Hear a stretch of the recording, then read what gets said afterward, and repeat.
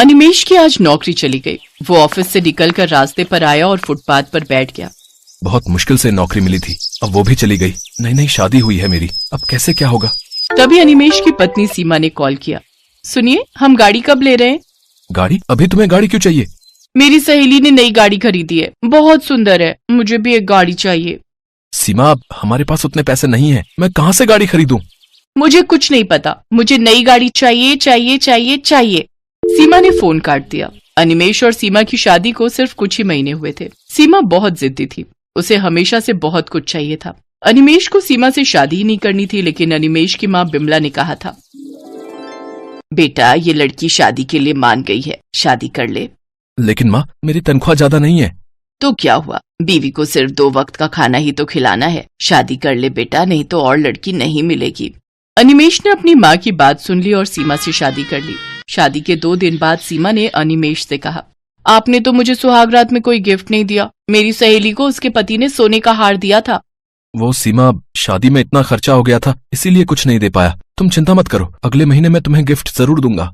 मुझे एक सोने का हार ही चाहिए। वो तो बहुत महंगा है, सस्ता कुछ देने से नहीं चलेगा।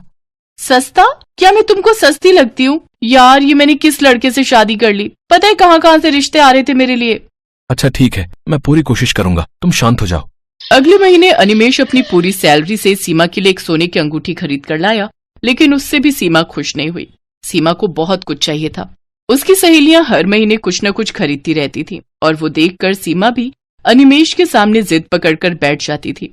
सीमा की जरूरतें पूरी करने के लिए अनिमेश ने बैंक से लोन भी ले लिया और आज उसकी नौकरी चली गई। और उधर सीमा गाड़ी खरीदने की जिद पकड़कर बैठ गई। अनिमेश घर लौटा तो सीमा के साथ उसका झगड़ा शुरू हो गया।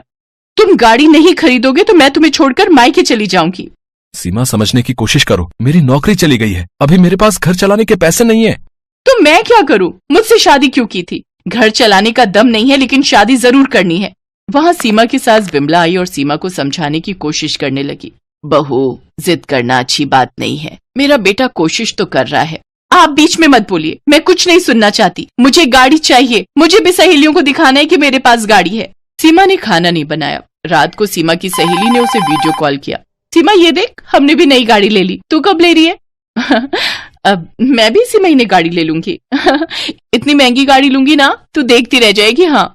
अनिमेश छुपकर ये देखता रहा और मन ही मन सोचता रहा। मैंने माँ से कहा था कि मुझे शादी नहीं करनी, लेकिन माँ ने जबरदस्ती मेरी शादी करवा दी। अब मुझे ही भुगतना पड़ रहा है, क्या करूं? अब गाड़ी कहाँ से लाऊं? अगले दिन अनिमेश नई नौकरी ढूंढने के लिए निकल गया। उसने 2-3 कंपनी में इंटरव्यू दिया, लेकिन कहीं भी उसे नौकरी नहीं मिली। देखो, अभी मार्केट में नौकरी की हालत बहुत खराब है और ऊपर से तुम ज्यादा अनुभवी भी नहीं हो, तुम्हें कैसे नौकरी पर रख लूं? लेकिन तुम्हें ये नौकरी चाहिए क्यों? मेरी पिछली नौकरी भी चली गई है, इसीलिए। अच्छा, समझ गया, लेकिन मेरे यहाँ ऑफिस में कोई नौकरी नहीं है। सर, मुझे एक नौकरी दे दीजिए, मैं कुछ भी करने के लिए तैयार हूँ। तुम्हें गाड़ी चलाना आता है? हाँ सर। मुझे एक ड्राइवर चाहिए, मैं तुम्हें ड्राइवर का काम दे सकता हूँ और रात को तुम गाड़ी अपने घर ले जा सकते हो। मैं राजी हूँ सर। ठीक है, तुम्हारी नौकरी पक्की, लेकिन सुबह सुबह गाड़ी लेकर आनी पड़ेगी। मुझे घर से ऑफिस और ऑफिस से घर छोड़ना पड़ेगा। अनिमेश राजी हो गया। उसके दिमाग में एक आइडिया आया। रात को अपने बॉस को घर छोड़ने के बाद गाड़ी लेकर वो अपने घर चला गया। गाड़ी देखकर सीमा खुशी के मारे नाचने लगी। अरे वाह, कितनी बड़ी गाड़ी है, कितनी सुंदर है। हाँ सीमा, तुम कब से गाड़ी खरीदना चाहती थी ना, इसीलिए आज गाड़ी खरीद ही लाया। हमारी पहली गाड़ी। बहुत सुंदर है। बेटा, तुझे नई नौकरी मिल गई है क्या? हाँ माँ, इसीलिए तो गाड़ी खरीद ली। चलिए, आप दोनों गाड़ी में बैठ जाइए। माँ और बीवी को गाड़ी में बिठाकर अनिमेश शहर के रास्तों में घूमने लगा। उसने अपनी माँ और बीवी से झूठ कहा। सीमा अपनी सहेलियों को वीडियो कॉल में गाड़ी दिखाने लगी। ये देख, कितनी बड़ी गाड़ी है, कितनी सुंदर है और बहुत महंगी भी है। सीमा को खुश देखकर अनिमेश भी बहुत खुश हुआ, लेकिन अनिमेश को नहीं पता था कि उसका ये झूठ एक न एक दिन पकड़ा जाएगा। कुछ महीनों तक घर में शांति बरकरार रही। सीमा को उसकी सहेली ने कॉल किया। सीमा, आज हम शॉपिंग करने जा रहे हैं, तू भी चल हमारे साथ। ठीक है, मैं गाड़ी लेकर आती हूँ। सीमा गाड़ी लेकर चली गई। उधर अनिमेश का बॉस ऑफिस जाने के लिए तैयार होकर बैठा रहा। अरे, अभी तक तो अनिमेश को गाड़ी लेकर आ जाना चाहिए था, वो आया क्यों नहीं? बॉस ने अनिमेश को कॉल किया। अनिमेश नींद से उठा और देखा गाड़ी गायब है। माँ, गाड़ी कहाँ गई? वो तो बहू लेकर चली गई है बेटा, तू आज बस से ऑफिस चला जा। अरे यार, अब इन्हें कैसे बताऊं कि ये गाड़ी ही मेरा ऑफिस है? बॉस ने अनिमेश को बहुत डांटा और कहा, तुम्हारी वजह से आज मैं ऑफिस नहीं जा पाया। मैं तुम्हें नौकरी से निकाल रहा हूँ। आज शाम को गाड़ी लेकर आना और रख के जाना। दोपहर को सीमा गाड़ी लेकर लौट आई और तभी बैंक से कुछ लोग आ गए। अनिमेश कौन है यहाँ? मैं हूँ। क्या बात है? बैंक का लोन नहीं चुकाया तुमने? ये तुम्हारी गाड़ी है ना? हम इसे लेकर जा रहे हैं। ये बोलकर वो आदमी गाड़ी लेकर चला गया। अब क्या होगा? सब कुछ बर्बाद हो गया। गाड़ी भी चली गई, नौकरी भी चली गई। नौकरी चली गई, लेकिन क्यों? तुम आज बस से ऑफिस क्यों नहीं गए?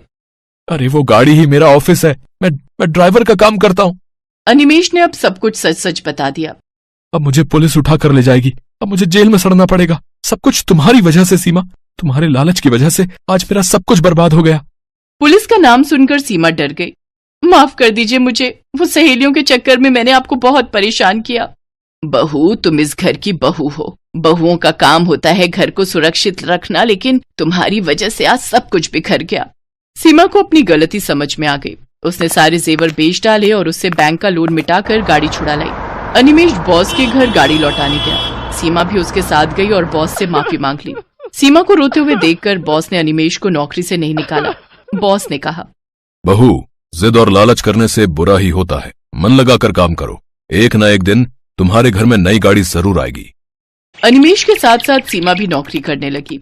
घर में सुख शांति छा गई और कुछ सालों में उन्होंने अपने दम पर पहली गाड़ी खरीद ली और सभी एक साथ खुशी खुशी रहने लगे।